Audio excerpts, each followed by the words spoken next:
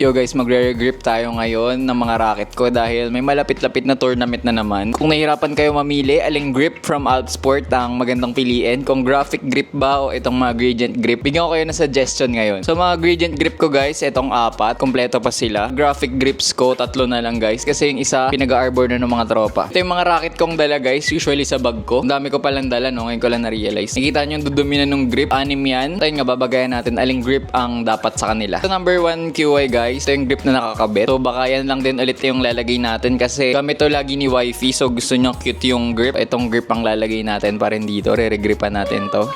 So ayun, kung narinig nyo, saya niya. Minsan kasi hinihiram ko to sa kanya kasi ito na yung main racket niya ngayon, yung QY2, dahil enjoy na enjoy siya. Kung girly kayo and gusto nyo medyo babagay sa aesthetic nyo, mga kababaihan natin dyan, bagay sa inyo tong flower. May isa pang flower yung dark naman. Wala na nga lang akong on hand. Itong V5 Snake, medyo bago lang pala to. And yung gradient grip niya, kaka-content lang natin to nung isang araw. Green na may yellow. Next natin tong Nano Flare 1000Z. Kung sa tingin nyo guys, gusto nyo mag-flex, parang babagay dito, ang lalagay natin ay itong dollar grip. Kung gusto nyo mag ultra flex sa mga kalaro nyo, mukhang bagay yung grip na to guys. Sa mga black ang raketa, ito solarization natin, J-Nice. Babagay guys itong black and white, yung parang zebra ba to. Kasi yung ganitong graphic design para mag stand out yung kulay ng grip nyo. Yung mga grip na magandang ingatan yung sana hindi madumihan kasi yung angas talaga. Lastly guys, dito sa Arc Saber 11 Pro natin, mukhang mamimili na lang ako dito sa mga gradient grip. Pero baka ito yung piliin ko. Ito white guys. So gusto nyong aesthetic at simple lang yung raketa nyo guys, which is para dito sa 11 Pro na madalas ko rin ginagamit. Mag-ano na lang kayo, gradient grip na lang kayo. So abangan nyo na lang yung mga next uploads natin at makikita nyo ng mga bagong grip na to. Sa mga hindi pa nakapagpalit dyan ng grip guys, andyan yung sa yellow basket ko, mamili na lang kayo. So ilalagay ko na lang dyan yung dalawang link, isang gradient at isang graphic grip. So ayan, 2025 na guys, palit-palit din ng grip. Maawa naman kayo sa partner nyo.